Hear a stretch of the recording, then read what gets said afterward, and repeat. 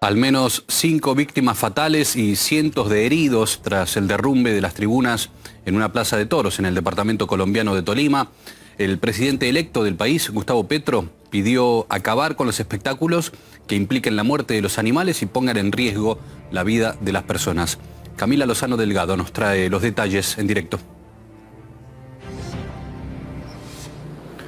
Hola Camila, ¿cómo estás? Bueno, amplíanos por favor la trágica noticia. Pues les envío un saludo y lamentando, como bien lo dicen ustedes, lo que ocurre en este departamento del Tolima. Recordemos que esto ocurre en un municipio llamado Espinal, que queda aproximadamente 4 horas de aquí desde Bogotá, donde una tribuna donde se llevaba a cabo una corraleja en el marco de las festividades que se dieron durante este fin de semana y el próximo fin de semana, no solamente en el departamento del Tolima, sino en varias regiones del país. Se llevaban a cabo estas fiestas tradicionales. La grada que ven ustedes y que tal vez han podido observar a través de redes sociales, pues se desplomó con cientos de personas. Estaba construida con materiales un poco rústicos como guadua y madera para soportar las cientos de personas que estaban allí aglomeradas. En este desplome, según la Defensoría del Pueblo, ya se reportan 5 personas fallecidas y según medios locales se estima que son cerca de 500 heridos entre niños, mujeres, hombres y adultos mayores que disfrutaban de la festividad. El mayor Luis Fernando Vélez, director de la Defensa Civil en el Tolima, señala que ya varias unidades de la Defensa Civil se dirigen hacia esta zona, especialmente hacia la capital del Tolima, a realizar acciones de ayuda y de atención a las cientos de víctimas y auxiliar básicamente a las personas que ya se encuentran heridas y distribuidas en los diferentes hospitales, sino también a quienes se encuentran debajo de los escombros. También lo decían ustedes, frente a este hecho ya se ha referido el recién presidente electo Gustavo Petro, quien expresó su solidaridad con las personas heridas y sus familiares y solicitó efectivamente a los alcaldes de las diferentes regiones que se suspendan este tipo de eventos, recordando que ya se habían dado y se habían presentado acciones de este tipo en otras regiones del país. A su vez, el actual presidente Iván Duque manifestó a través de su cuenta de Twitter su solidaridad con los cientos de heridos, de una especial atención a quienes aún están en una acción de búsqueda. Resaltemos que dentro de las próximas horas se espera que aumente más la labor de organismos de emergencia que puedan llegar y entregar a todo el país más detalles sobre este incidente. Es un tiempo que las autoridades municipales declararon una alerta roja hospitalaria, la emergencia que se lleva en este momento y la cancelación de estas festividades durante este fin de semana y el próximo fin de semana. La información será actualizada. Nosotros estaremos muy pendientes de lo que vaya pasando. Bien, gracias Camila por la información. Hasta luego. Y para saber un poco más sobre esta tragedia vamos a conversar con Camilo Duque, que es concejal de El Espinal, del municipio donde está la Plaza de Toros y testigo también que se encontraba en el lugar en el momento del incidente. Buenos días Camilo, bueno, muchas gracias por atendernos. Y en principio, ¿qué es lo que sabe usted sobre lo que pasó? ¿Dónde estaba al momento del derrumbe? Cordial saludo. Muchas gracias por la invitación.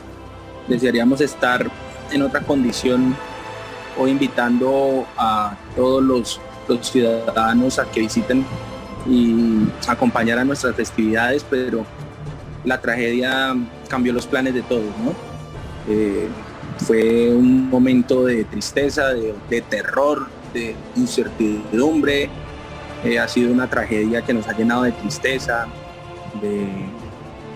de mucha nostalgia por todo lo que los medios ya conocen. Pues el Espinal Tolima es una ciudad con una cultura y una tradición de muchísimos años de antigüedad. Acá es tradicional hacer una estructura en un material que se llama guadua, en la cual se hace una plaza de toros artesanal de aproximadamente 50 estaciones o palcos o graderías. Los artesanos, las personas que son encargadas de hacer esto, pues durante muchísimos años son propietarios de estos mismos establecimientos y hoy vemos con mucha tristeza pues el desenlace de esta situación, donde aproximadamente 8 palcos de esa estructura, que son aproximadamente 50, pues se desplomaron.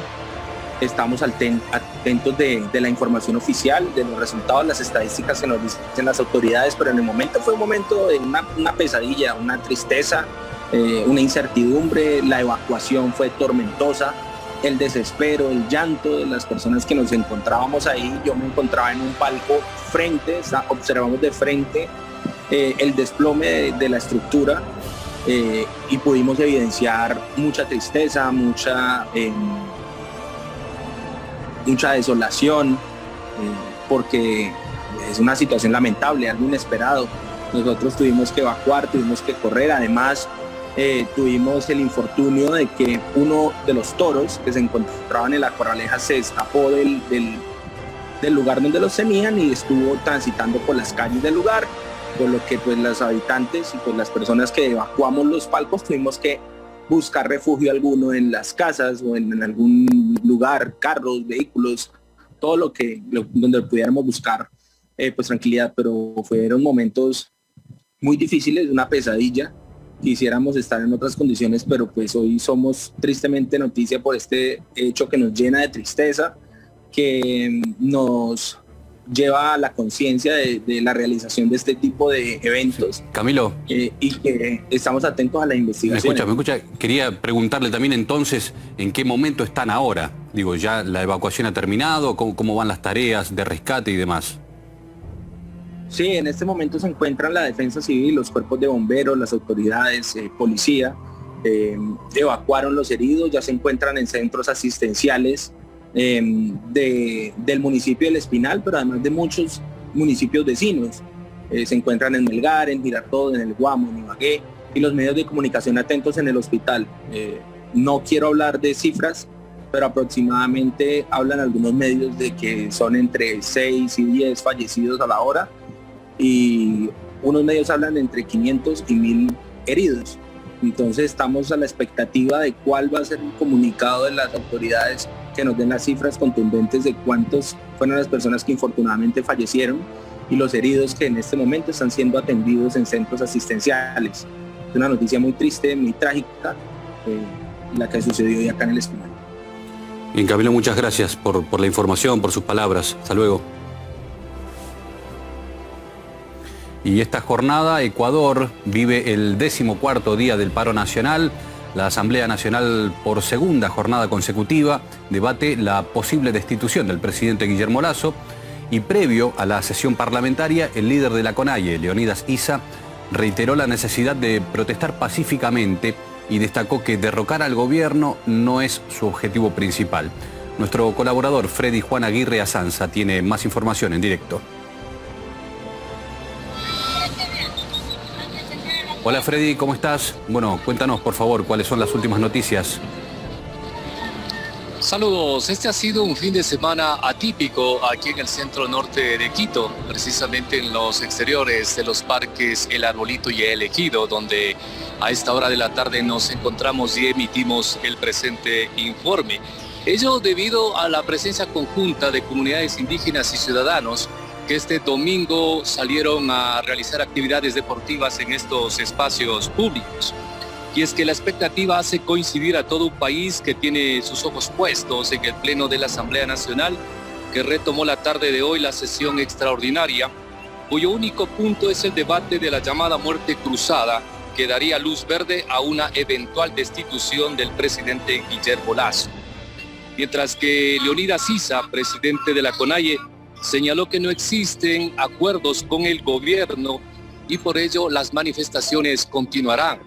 Dijo que ya son varios días sin que las organizaciones indígenas y campesinas tengan respuesta por parte del gobierno. Además, se acotó que toda esta decisión y la salida a la presente crisis político y social está en manos precisamente del Pleno Legislativo. Escuchemos sus declaraciones. La mayoría de compañeros, en vista que ya en 14 días no ha habido respuesta, se han dicho, compañeros, mejor que se vaya el gobierno. Pero nosotros, compañeros, decimos con absoluta claridad, no hemos venido con ese objetivo y por lo tanto no pueden estar peleando aquí. Unos que quieren esto, otros que quieren otro. Nosotros hemos venido por los 10 puntos Y si por eso pasa a otro escenario, ya es respuesta en este caso que tiene que dar la Asamblea Nacional. Consecuencia a esta manifestación, a lo expresado por parte de Leonidas Sisa, representante del sector campesino e indígena, es que aún cientos de personas se mantienen concentrados aquí en los bajos del edificio de la Contraloría y muy próximos a unas 2 cuadras, diríamos, de lo que es la edificación de la Asamblea Nacional. Por otro lado, también indicar que el Comité de Emergencias Nacional, COE, y las autoridades de educación han anunciado que este lunes se retomarán las clases presenciales en algunas zonas de la ciudad de Quito y de otros cantones. Ello luego de que el gobierno decretara la finalización del estado de excepción. Este es nuestro aporte desde Quito, Ecuador. Gracias, Freddy, por la información. Hasta luego. Y ahora vamos a indagar un poco más sobre el paro nacional y el proceso de la posible destitución del presidente Guillermo Lasso con el analista internacional Alexis Matute.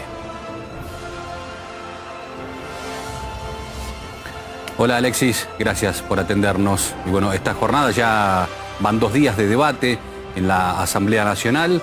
¿Cómo cree usted que puede terminar lo que ocurre allí dentro del Parlamento? Bueno, es interesante saber que son ya 2 días, como usted bien lo mencionaba, y que una vez terminado el debate sobre si se da paso o no al artículo 130.2, son 72 horas que existen para tomar una decisión en el Pleno, ¿no? Entonces, y conociendo la realidad política de la Asamblea Nacional, va a ser muy complicado que el Partido Social Cristiano, que es el partido cuyo líder es el abogado Jaime Nebot Sadi, pueda sumarse a esa iniciativa de poder adelantar unas elecciones o poder establecer una destitución del presidente Lasso, ¿no? Constitucionalmente es viable, pero vamos a ver si políticamente se prestan los votos en la Asamblea. Son 91 votos que se necesitan y veamos si es posible aquello. Y con respecto a las declaraciones de Issa que hizo anteriormente, ¿no? Con respecto a llamar a que las manifestaciones sean pacíficas, pero bueno, el contexto es un tanto violento y complejo en ese mismo sentido. ¿Usted cree que es posible finalmente llegar a la paz de alguna manera? Bueno, hay que entender también que unas semanas atrás se aprobó el uso desmedido de la fuerza por parte de la Policía Nacional, y eso viene a repercutir en estos últimos días con las manifestaciones que a mi modo de ver han sido pacíficas. Obviamente ha habido paralizaciones, ha habido cierre de vías, incalculables pérdidas económicas por el desabastecimiento de víveres. Sin embargo, las manifestaciones y la paralización no ha dejado de ser pacífica, pero en detrimento a esto, el uso desmedido de la fuerza por parte de la policía ha dejado ya 6 muertos, si mal no recuerdo, hasta el día de ayer eran 5 muertos. Existen decenas de heridos a nivel nacional y no hay quien pueda responder por aquello hasta el día de hoy, ¿no? Yo creo que lo más salomónico para un estado convulsionado como el que estamos viviendo ahora sería la anticipación a elecciones, y eso depende únicamente de la Asamblea Nacional. Y por último, le quería preguntar con respecto a esta especie de diálogo o primera instancia de diálogo que empezó a darse. ¿Tiene futuro eso o cómo lo ve? Bueno, en octubre del año 2019 se vivió algo similar, cuyos dirigentes del movimiento indígena son los que ahora están al frente. En ese entonces ellos se sentaron con el presidente de aquel entonces, el señor Lenín Moreno. Asimismo hubieron 12 muertos y centenares de heridos. Lo cierto fue que 3 días después el precio de los combustibles continuó igual y ninguna petición que existió en aquel entonces se vio reflejada en los reclamos que presentaron los líderes indígenas. 3 años después se repite aquello con los mismos dirigentes. Veamos qué es lo que pasa. En lo personal no tengo mayor confianza, y creo que la gran mayoría de la ciudadanía, en estos dirigentes indígenas. Sin embargo, ese clamor del pueblo indígena, ese clamor que por historia han presentado nuestros compañeros indígenas, son los que nos han permitido tener esa luz de esperanza ante días mejores. Bien, gracias Alexis por sus opiniones. Hasta luego. Y esta semana las manifestaciones en Ecuador se caracterizaron por una fuerte represión también, una violencia que se ha cobrado, como ya escuchaban a nuestro invitado, la vida de varios ciudadanos Y en las calles, los ecuatorianos exigen cambios en las políticas económicas del gobierno debido al aumento de los precios. Sin embargo, el presidente Guillermo Lasso dijo que las protestas son un intento de socavar la soberanía del país. Fernando Monroy nos prepara un resumen.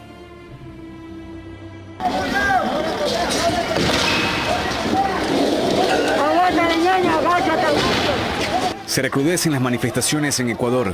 Las protestas del movimiento indígena Conalle bloquearon varias carreteras del país. En su objetivo de llegar a Quito, la policía y las Fuerzas Armadas intentaron cerrar su paso, pero finalmente miles ingresaron a la capital. ¿Qué estamos sufriendo nosotros? Pasando de hambre. Si no tenemos para comprar, no tenemos para dar diario colación para nuestros hijos. Ahorita igual, aceite, ¿qué va a alcanzar para dar siquiera un papita hecho frito para nuestros hijos? Estamos cansados, creo que con las medidas de este gobierno, que el puesto le quedó muy pesado, como le podemos decir. Entonces está cansado y la gente está apoyando. El movimiento indígena presentó al gobierno ecuatoriano 10 exigencias. Entre sus pedidos se destacan la reducción y el congelamiento de los precios de los combustibles y políticas e inversión públicas para frenar la precarización laboral. Además, reclamaron frenar la privatización de los sectores estratégicos. Otro reclamo apunta al respeto a los derechos colectivos, como la educación intercultural bilingüe, justicia indígena y consulta previa.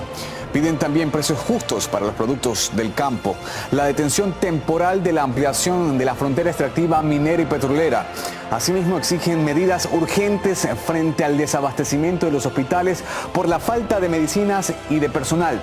El gobierno de Guillermo Lasso respondió a sus demandas punto a punto. Aseguró que en el 2021 ya hubo un congelamiento de los precios de los combustibles y anunció un aumento del bono de desarrollo humano hasta $55, un subsidio del 50% para la compra de la urea, un fertilizante agrícola, así como también la condonación de deudas, entre otras medidas. El presidente de la CONAIE, Leonidas Issa, indicó que esto no resuelve los problemas estructurales de las comunidades. Esto fue lo que dijo en una entrevista con RT. Hay un proceso de estigmatización del 2019 de la clase política y económica, de la derecha, de los poderosos, que pretenden confundir aquí la lucha social con otros actos violentos. El presidente de la República todo el año me ha insultado, me ha estigmatizado, me ha criminalizado y en esta vez incluso nos ha llevado a la cárcel. Mientras tanto, el presidente Guillermo Lasso asegura que buscan sacarlo del poder. La Policía Nacional y las Fuerzas Armadas actuarán con los medios necesarios para defender dentro del marco legal, mediante el uso progresivo de la fuerza, el orden público y la democracia. En el contexto de las protestas y la represión policial, los movimientos indígenas denunciaron la muerte de varios de sus manifestantes y clamaron justicia por los hechos de violencia.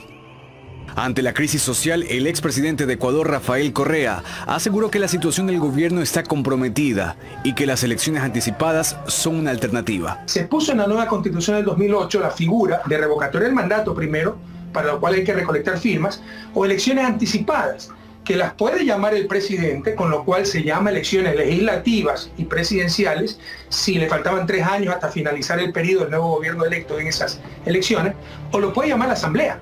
Las comunidades indígenas tienen una lucha histórica y la CONAIE posee un peso muy importante en las últimas 3 décadas en el país. En 1990 participaron en su primer gran levantamiento indígena. Luego protagonizaron las masivas movilizaciones que terminaron con los derrocamientos de los presidentes Abdalá Bucaram, Yamil Maguad y Lucio Gutiérrez. En el 2019 sus manifestaciones le hicieron retroceder al presidente Lenín Moreno en su decreto sobre la eliminación de los subsidios a los combustibles. En medio de las movilizaciones se han evidenciado hechos de violencia por parte de grupos de manifestantes. Desde la CONAIE piden calma a los ciudadanos porque esto le quita legitimidad a su protesta por la creciente pobreza, acentuada por la pandemia y la crisis internacional. Fernando Monroy, RT.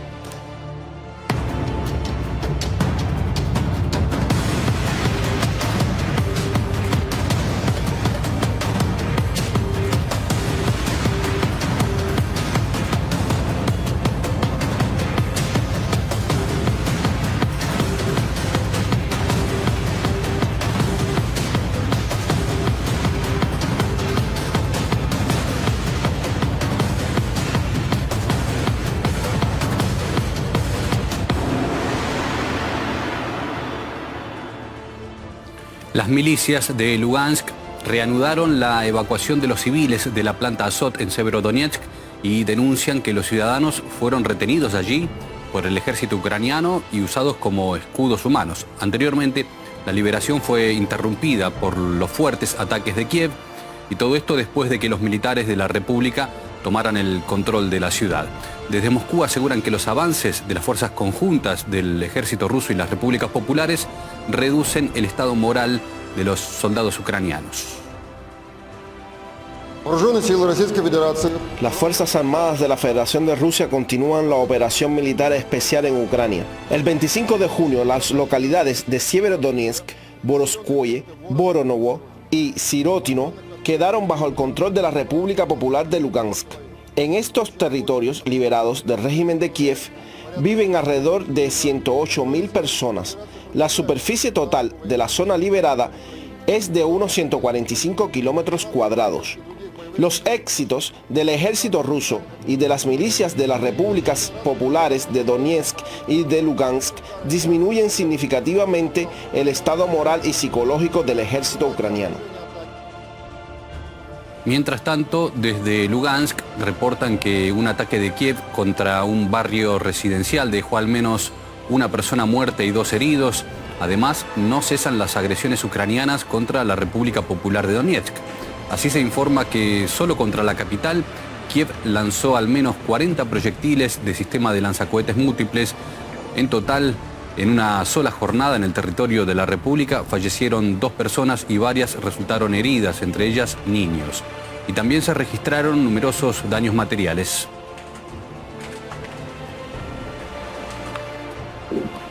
Mientras tanto, en las ciudades que están bajo el control del ejército ruso, los militares ayudan a la población a volver a la vida normal.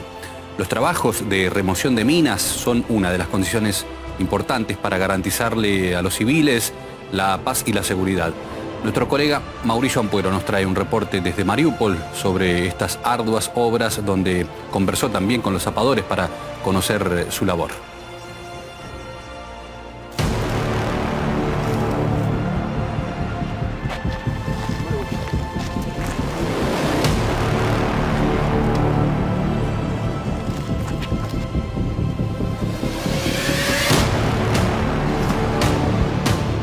El trabajo de desminado es considerablemente peligroso, por eso es que los zapadores deben tomar una serie de medidas de precaución, más allá de lo evidente en su vestimenta, también otros protocolos, como por ejemplo mantener la distancia entre cada uno de los que está trabajando en el lugar, asegurarse que no hayan civiles en el entorno, pero además trabajar en conjunto, como por ejemplo con la maquinaria indispensable para el proceso de desminado, como también ayudándose de los perros que están especialmente adiestrados.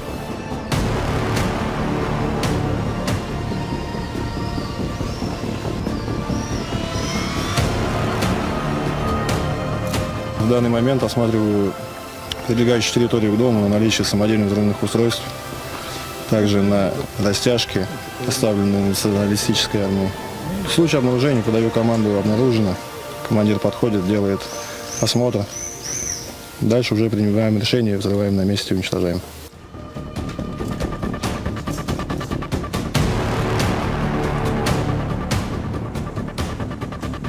El proceso de desminado es solo la primera de muchas etapas en este largo proceso. Posteriormente corresponderá determinar cuáles son aquellos edificios que están estructuralmente dañados y demolerlos, o aquellos que se pueden reconstruir. Solo allí, después de eso, eventualmente, los vecinos comenzarán a regresar a sus casas. En Lievo Berezhnaya se registraron intensos enfrentamientos entre el batallón de Azov y las fuerzas de la República Popular de Donetsk. Es por ello que la destrucción de sus edificios habitacionales es prácticamente de un 80%. Aún permanecen numerosas minas en este lugar sin activar. Pese a todo ello, los vecinos aún continúan viviendo en sus sótanos.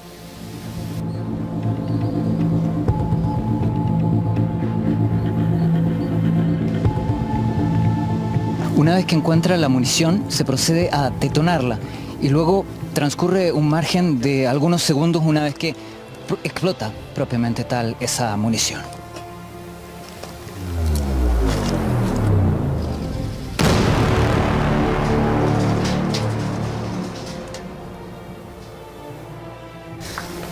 Y luego, claro, naturalmente que la onda expansiva es considerablemente, por eso es que, bueno, hay que guardar la distancia por parte de los zapadores y puede afectar la estructura de los edificios que ya de por sí están considerablemente dañados.